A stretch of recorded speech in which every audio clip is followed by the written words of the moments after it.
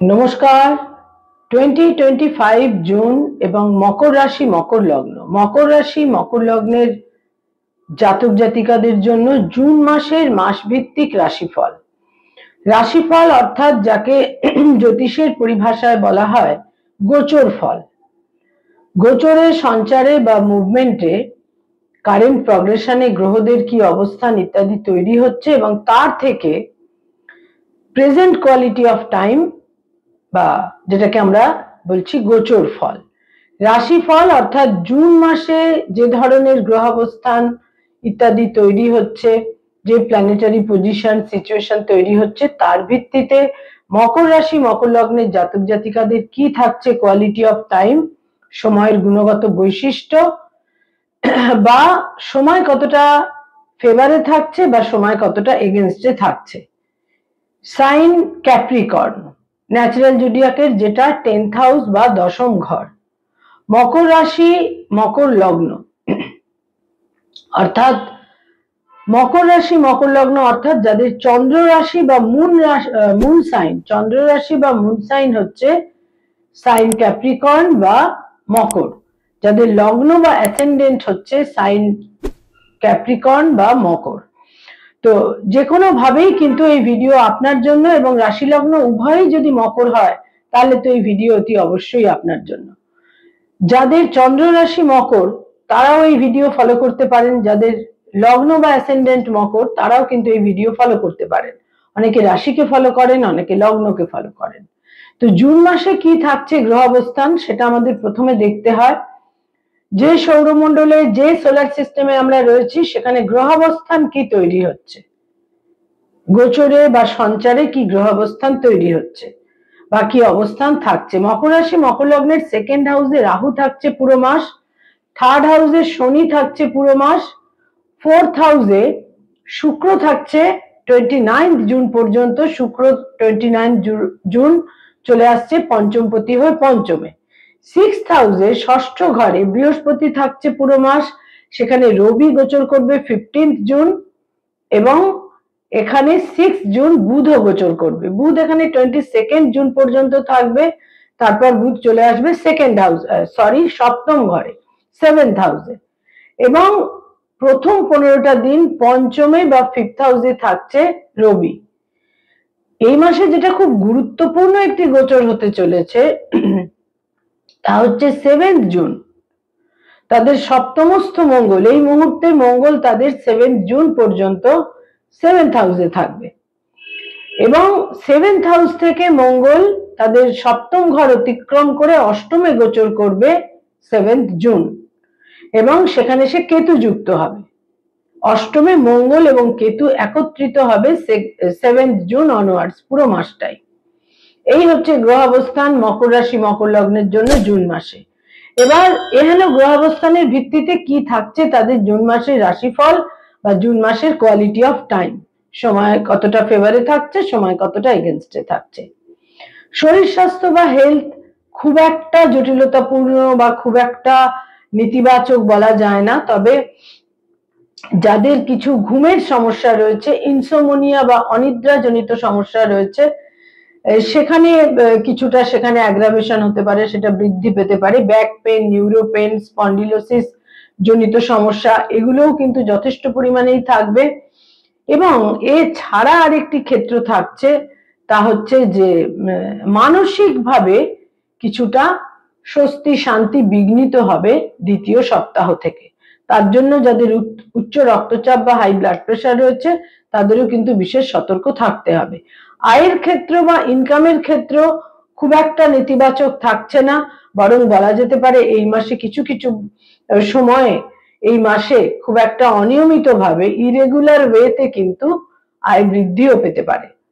ব্যয় ভাব বা ব্যয়ের ক্ষেত্র অত্যন্ত প্রবল থাকবে, ব্যয় ভাব বিশেষভাবে প্রবল থাকবে। ধর্মীয় স্থানে ভ্রমণ, ধর্মীয় কাজে ব্যয়, পারিবারিক কোনো মঙ্গল অনুষ্ঠান, শুভ অনুষ্ঠান ইত্যাদি কারণে ব্যয়, এবং ভ্রমণের তো প্রবল যোগ থাকছে এই মাসে। এছাড়া আরেকটি ক্ষেত্র থাকবে পিতার স্বাস্থ্য বা পিতৃস্থানীয় কোনো ক্লোজ কেউ, তার জন্য কিছুটা ব্যয়ের চাপ থাকতে পারে এবং পিতার স্বাস্থ্যহানির যোগ থাকতে পারে, পিতার কারণে ব্যয়ের একটা সম্ভাবনা থাকছে। যারা কোনো আইনি সমস্যা, মামলা, মোকদ্দমা, লিটিগেশন ইত্যাদির মধ্যে রয়েছেন, এই মাসের দ্বিতীয় সপ্তাহ থেকে বিশেষ সতর্কতা প্রয়োজন। বিভিন্নভাবে পরিস্থিতি কিছুটা পরিস্থিতির একটা বিরুদ্ধতা আপনারা অনুভব করতে পারেন, সতর্ক থাকতে হবে। এই মাসে দ্বিতীয় সপ্তাহে আকস্মিকভাবে কোনো কারণে, স্থাবর সম্পত্তি জনিত কারণে আপনারা কোনো মামলা, মোকদ্দমা, লিটিগেশনের মধ্যেও কিন্তু জড়িয়ে পড়তে পারেন এবং কোথাও কোথাও যাদের ডাইভোর্স সংক্রান্ত মামলা, মোকদ্দমার মধ্যে যারা রয়েছেন, সেখানেও কিন্তু পরিস্থিতি কিছুটা প্রতিকূল হতে পারে। যারা পেরেন্টস, পিতামাতা, তাদের জন্য বলবো যে সন্তানের স্থান যথেষ্ট শুভ, সন্তানের একটা সাফল্যর দিক থাকছে এবং সন্তানের প্রতি আপনাদের নির্ভরশীলতা বৃদ্ধি পাবে।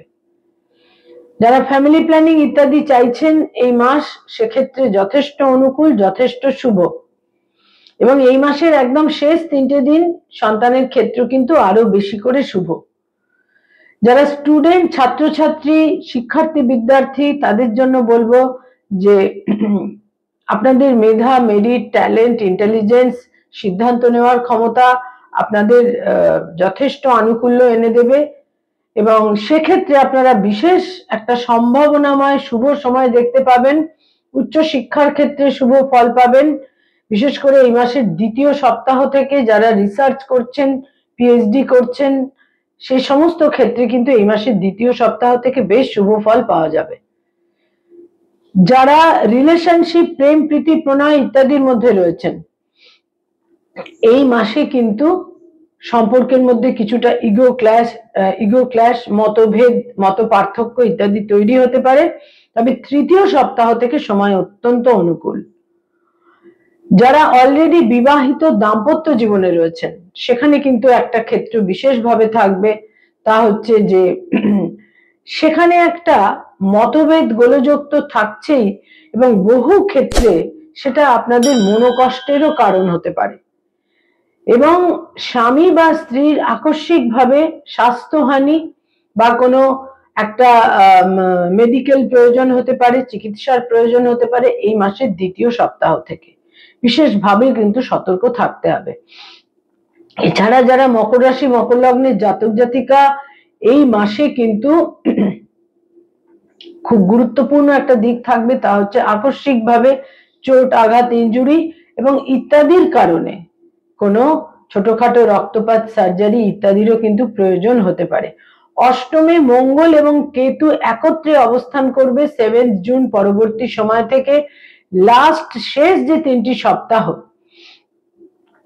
সংঘাত, কনফ্লিক্ট, গোলযোগ, দাম্পত্য জীবনের সমস্যা ইত্যাদির ক্ষেত্র কিন্তু থাকবে এবং স্থাবর সম্পত্তি ইত্যাদির ক্ষেত্রেও দুশ্চিন্তা থাকবে। তবে যেহেতু 4th হাউসে শুক্র থাকছে, সেই জন্য মানসিক একটা যে প্রবল একটা টার্ময়েল, টার্বুলেন্স, বিশেষ দুশ্চিন্তা, সেইটা কিন্তু শুক্রের কারণে বেশ একটা জায়গায় কন্ট্রোল থাকবে, নিয়ন্ত্রিত থাকবে। সেখানে একটা নিয়ন্ত্রণ অতি অবশ্যই থাকছে।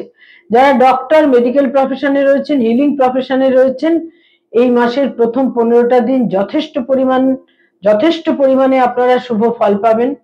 প্রথম 2টি সপ্তাহে মর্যাদা, প্রভাব, প্রতিপত্তি অক্ষুণ্ণ থাকবে, কিন্তু শেষ 2টি সপ্তাহে কোনো কারণে কিছুটা কনফ্লিক্ট, কিছুটা মতপার্থক্য বা বিভিন্ন কারণে কোথাও কোনো সংঘাত তৈরি হতে পারে এবং যদি কিছুটা আপনারা কম্প্রোমাইজিং না হন, তাহলে কিন্তু একটা যারা ডক্টর, তাদের 3rd উইক থেকে গোলযোগের ক্ষেত্র তৈরি হতে পারে।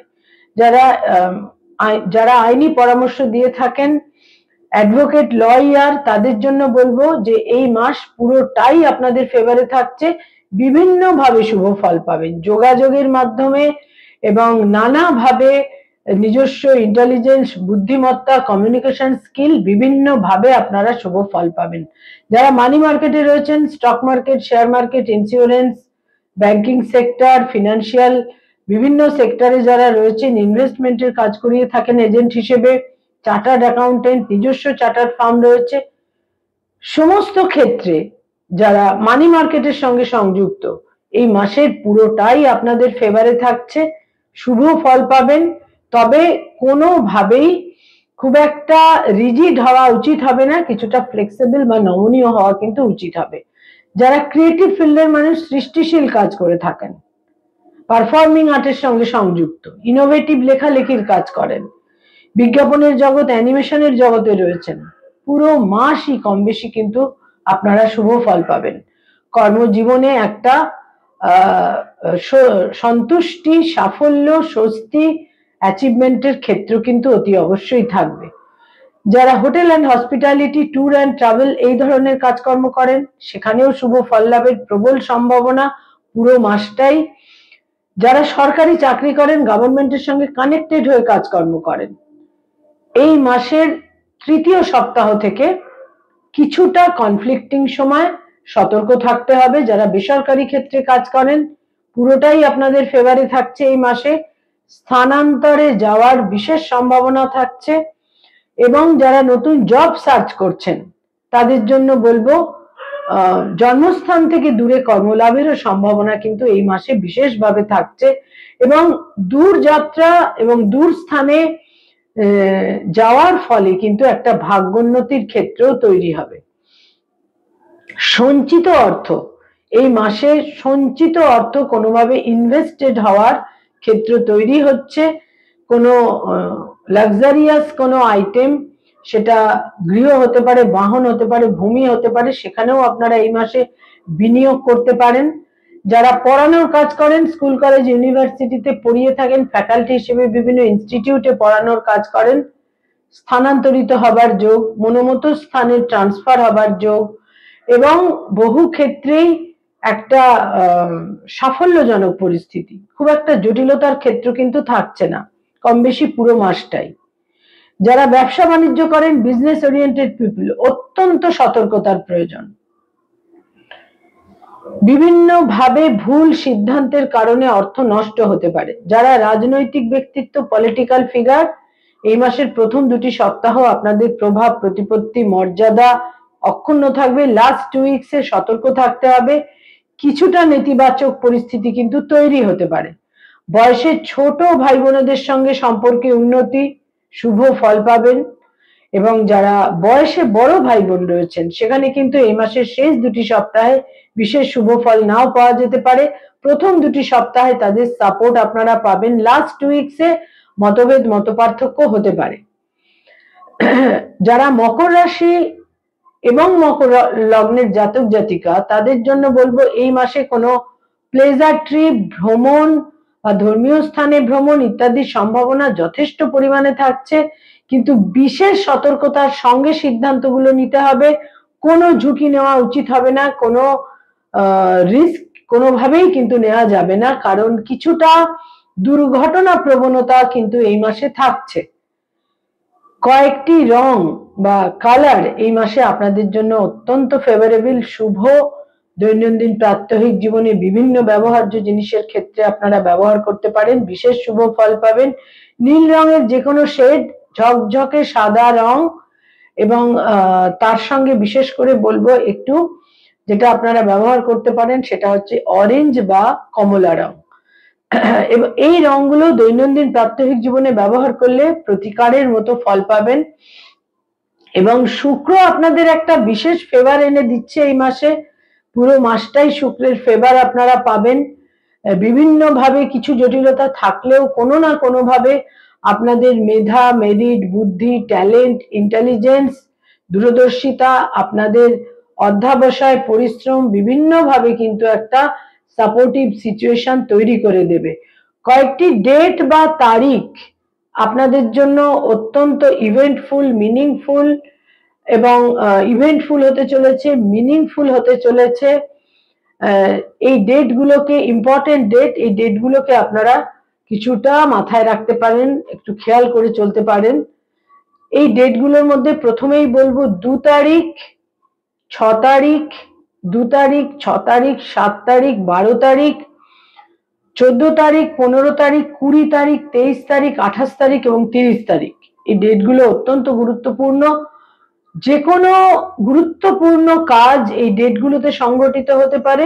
আবার এই ডেটগুলোতে কখনো কখনো আপনারা কিছুটা আশাহতও হতে পারেন এবং খুব মিনিংফুল, ইম্পর্টেন্ট এবং ইভেন্টফুল হতে পারে এই ডেটগুলো। মকর রাশি মকর লগ্নের জাতক জাতিকাদের জন্য অষ্টমস্থ মঙ্গল কেতু, যেটা 7 জুন থেকে তৈরি হবে, সর্বক্ষেত্রে কিন্তু সতর্কতামূলক একটা অ্যাটিচিউড রাখতে হবে, সমস্ত ক্ষেত্রে সতর্ক থাকতে হবে এবং কোনো ক্ষেত্রে কোনো ঝুঁকি বা রিস্ক নেওয়া একেবারেই উচিত হবে না।